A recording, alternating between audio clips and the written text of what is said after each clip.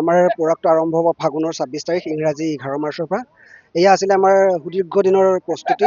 আজি ৫ বছৰৰ পৰা পৰিকল্পনা কৰি থকা হৈছে, প্ৰস্তুতি চলোৱা হৈছে। আজি ৫২টা বছৰৰ পিছত আমাৰ অফলাত আকৌ প্ৰডাক্ট পাতে। ৫২ বছৰ আগতে পাতিছিলে। তেতিয়া আমাৰ বুঢ়া বুঢ়ীসকলে তেওঁলোকৰ যিটো আশা আকাংক্ষা আছিলে, তেওঁলোকে জীয়াই থকা সময়ত আকৌ এবাৰ পাতিব লাগে। এইকাৰণে আমি এইবাৰ প্ৰস্তুতি চলাইছোঁ।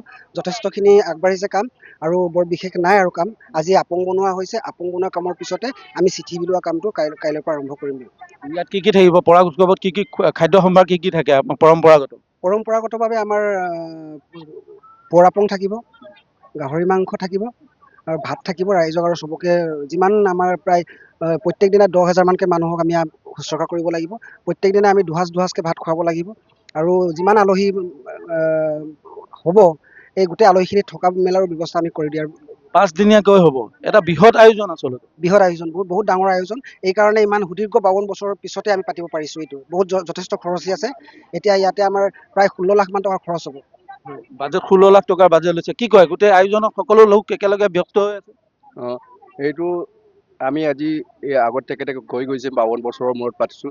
ইয়াত আয়োজন থাকিব মানে অকল দুসাঁজকৈ মানুহক ভাত খোৱা হ'ব। আৰু ইয়াত শদিয়াৰ পৰা ধুবুৰীলৈ প্ৰায় আমাৰ মিচিং মানুহ বা বেলেগ মানুহকেইটা চব আহিব ইয়াত চাবলৈ আহিব।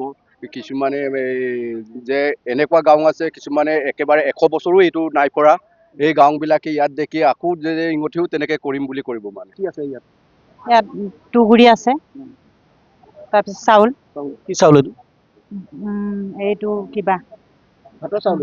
ভাতৰ চাউল। বৰা চাউলো মিক্স থাকে? বৰা চাউলো মিক্স কৰিছে।